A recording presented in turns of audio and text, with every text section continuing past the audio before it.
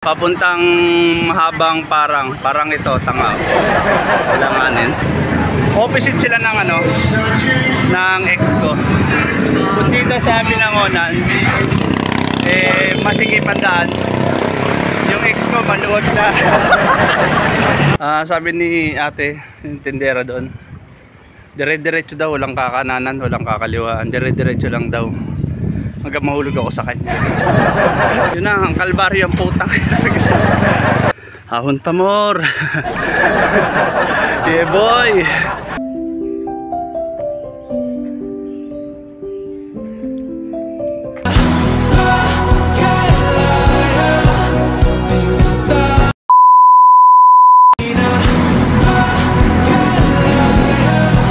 Yun. Welcome back po sa aking channel mga kayeboy ha. At ngayon nagbabalik loob. First time ko ulit magbike after 1 month, 2 months ganon. Kaya nagbabalik loob ako, nakakaramdam na ako ng pangangati ng paa ko. At shoutout pala kay baby Shamira ha. Happy 1 month old sa iyo ha baby. Dito na si daddy ha. Magbabike, magpapapawis. Ingat ka dyan. So ride natin ngayon. Ang target ko mga 50 kilometer vice versa, pero kasi nagbabalik loob tayo, hindi natin kailangan persain agad ang pagbabike. Kaya kailangan dahan-dahan lang, pero may tama itong pupunta ko eh. Walang tama sa utak ha. Tama, ibig sabihin medyo may sakit, mararamdaman mo. O, dyan lang ho kayo ha, manood ha. Touchdown UP. UP, ano ba to? Ayun, UP Town na yan o. UP Town. So kita-kits sa'yo dun ha, sa kalsada mga kayeboy ha.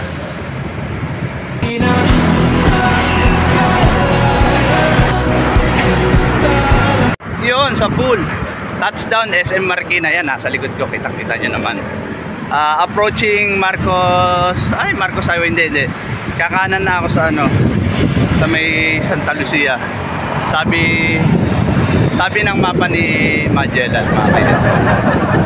So, kita-kita sa'yo doon ha. At yun. Buti mabait yung gagawin. So, kita-kita sa'yo doon mga kayeboy. Touchdown Santa Lucia mga kayeboy. Yan Santa Lucia. Tapos kakanan na tayo dyan papuntang bayan ng Cainta. Yan, babaybayin na natin to. Yan, hanggang crossing bayan ng Cainta mga kayeboy. Tapos ito naman yung Santa Lucia. So kita-kits tayo doon. Yun, sa pool. Solo lang tayo ngayon dahil hindi ko pa kayang sumabay sa ibang tropa. Kung gusto ko man sumama sa kanila, baka pagtawanan lang nila ako. Kaya ito, nagpa-practice. At malapit na long weekend, baka may magandang biyahe kung summer in the Philippines. Kaya medyo nagpa-practice. Medyo may long weekend sa Monday, oo tama, holiday pala sa Monday. Kailangan mag-isayo, sana makapag long ride ng maganda-ganda sa sa summer in the Philippines, kung saan man. Kaya nag-ensayo na ako eh, kasi pag sumama ako sa tropa ko sa mga ride nila, kahit short ride lang yun, matitindi makatitira nun. So shoutout sa mga tropa ko ha. Ingat kayo lagi sa inyo. Kanya-kanya muna tayo. Yeah boy. Woo! Yun, sa pool. Binabaybayin na natin tong kahabaan ng Cainta. So approaching tayo. Last 3 kilometer nasa sa Ortigas extension na tayo mga kayeboy. Okay, takit tayo doon mga kayeboy.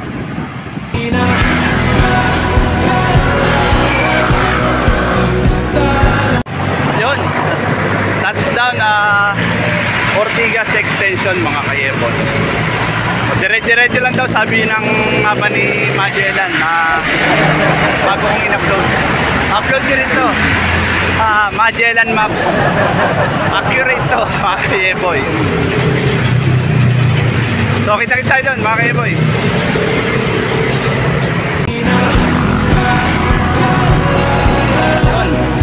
Touchdown, bayan ng Cainta mga kayeboy. Last 8 kilometer na doon na tayo sa sa dapat puntahan mga kayeboy. Sana kayanin dahil ahon daw, so wala tayong practice at mainit pa. Sinadya ko mag-ride ng mainit gawa ng unang-una sa totoo lang tinamad akong gumising na maaga kanina. Pangalawa, may epekto naman tong magra-ride ka ng mainit dahil malakas ang stamina na makukuha mo dito. So, ibig sabihin resistensya. Maganda resistensya makukuha mo dito kung maglo-long ride ka next week. Woo! Shoutout pala sa mga maglo-long ride ha. Long weekend tayo. Baka pwede na ako doon. Isang ensayo lang, biyahe na no? Sana makapag-ride pa isa pa.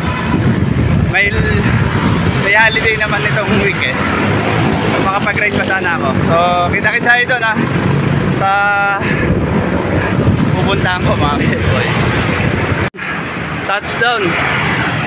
At ang touchdown mga kayeboy. Malapit na tayo sa pagkakaliwa tayo dyan, papuntang yan. Papuntang mahabang parang ito, tanga.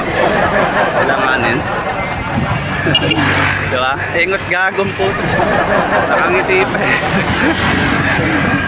Ito yung pero binangonan. Tapos sa kanan tayo, ang ono. So, magbibinangonan muna tayo mga kayeboy.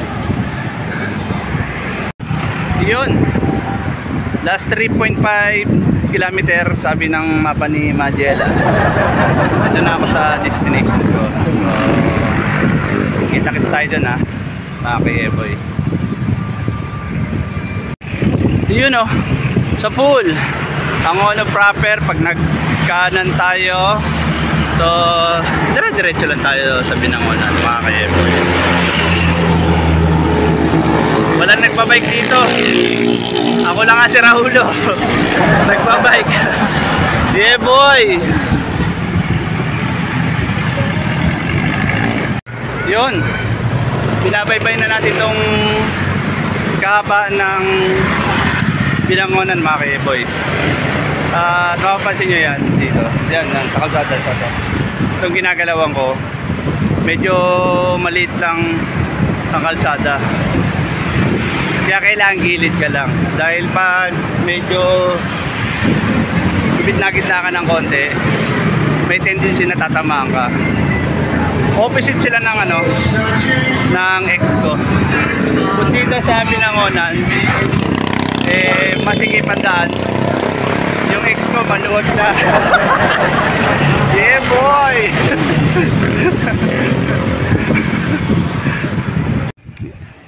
Yun, sa pool. Ang dami pala mga hams dito. Putrigis na yan. So dito ako pinadadaan. Sabi ng mga bugok doon. Dito daw ang way. Teka lang, dito tayo. Libre tayong tubig. Dahil sa amin papuntang Antenna Hills.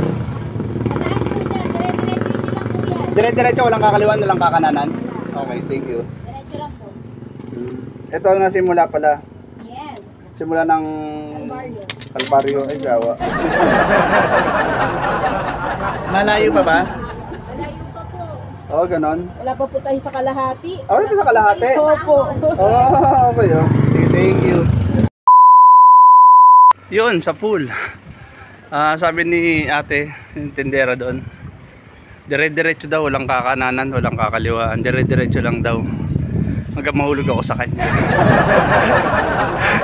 Yeah, boy. So, magaganda rin pala, no? May mga bahay-bahay din pala dito. Bahay-bahay na bagong gawa. Ito ang ang advantage din ng solo ka, hindi ka halatadong mahina dahil walang nakakakita sa'yo. Kahit mabagal ang biyahe ko, walang pupuna. Kasi yung bagal mo, bilisan natin yung pacing, walang gano'n. So dyan muna kayo at manood. Malapit na daw ako sa katotohanan. Mga 30 minutes daw. Hindi ko alam kung ilang kilometro itong ahon na ito. Okay, takit side doon ha. Kaya boy. Sa taas. Yun na, ang kalbaryo ang putang. Dire-diretso lang daw. Patas ang yawa. Ahon pala talaga dito. Kaya boy. Yun o bangin. Yung may nakita akong cruise. Kaya boy. Yan. Yan yung cruise. Bale, pang-apat na cruise na yan mga kayeboy. Yung tatlong dinaanan ko, nasa kaliwa yung cruise. So, back to ahon. Ahon pa more. Kayeboy. Malapit na tayo sa katotohanan. Kita na sa bandang kaliwa ko yung Laguna Bay mga kayeboy. Ayun. Diretso para kakapagod din pala dito. Wala kang practice, hingal kalimbayo ko.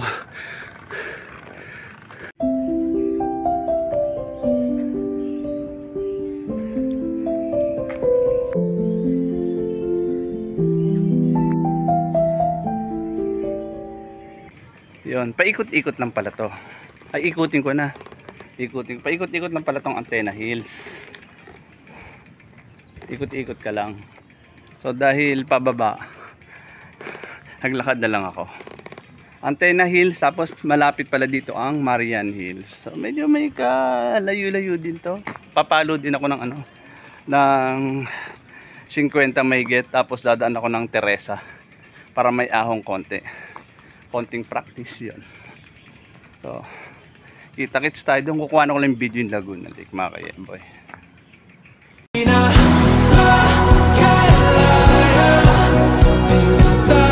So kaya nabansang natin ng Antenna Hills mga kayeboy.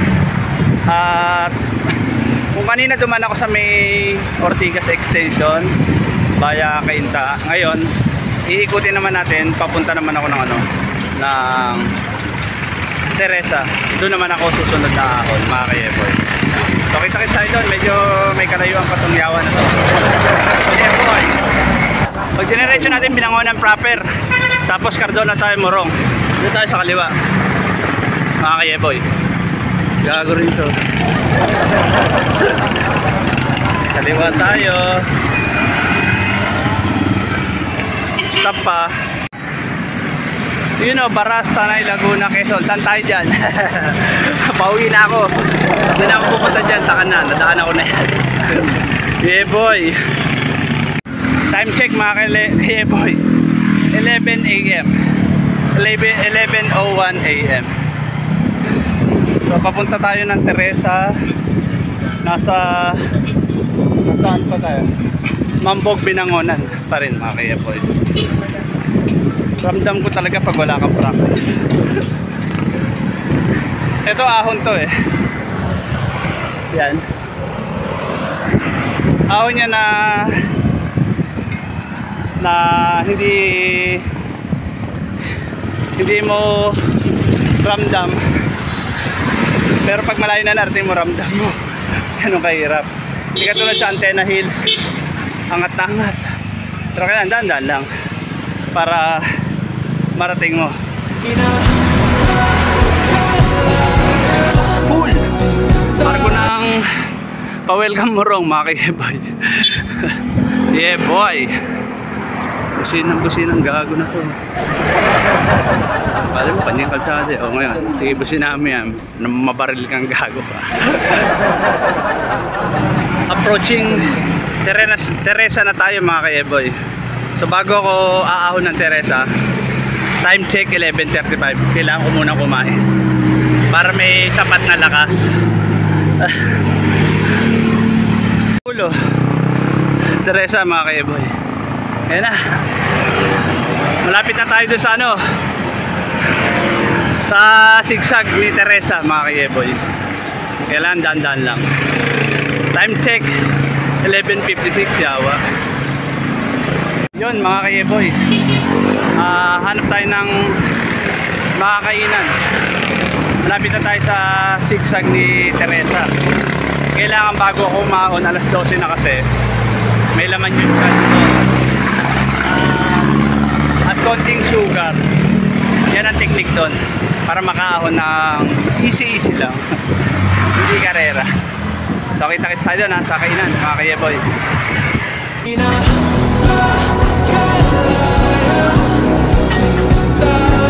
Yun sa pool. Ito, natatapos na natin kumain ng bihag. Yung manok na kinain ko, lasang bihag ang puti. Ayaw ko kung nakadagdag energy yun. So patungo na tayo sa sigsag ni Teresa mga ka-eboy. Dahan-dahan lang gagawin ko dito. Veterans move. Dahil di naman pabilisan to, unang-una solo lang ako, kaya wala mag-aantay at wala rin akong aantayin mga ka-eboy.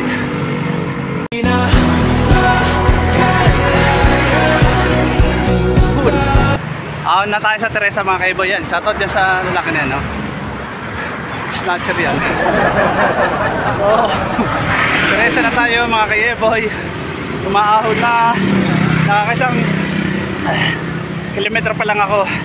Estimate ko mga 3 kilometro to eh mga ka-eboy. Yun pa, ahon. Ang technique naman dito, kahit pagod ka, kaya mo ahunin to. Basta gagamit ka lang ng ano, veterans move. So ibig sabihin ng veterans move, siyempre hindi ka maglalakad, katarantaduan yun eh. Kailangan dahan-dahan lang, magpupertahin para makakakit ka doon sa tuktok. Yan o, yan. Yan sa tuktok na yan, sa langit. Yeah boy. Okay boy, nasa tuktok na ako. Nakaahon na. Time check 12:57 mga ka-eboy PM. Touchdown Robinson Antipolo mga ka-eboy. Ayan yung Robinson. So back to the home base na tayo mga ka-eboy. Pababa naman tayo sa Sumulong mga ka-eboy. Touchdown na tayo sa Antipolo pa rin. Sa baba yun nga oh.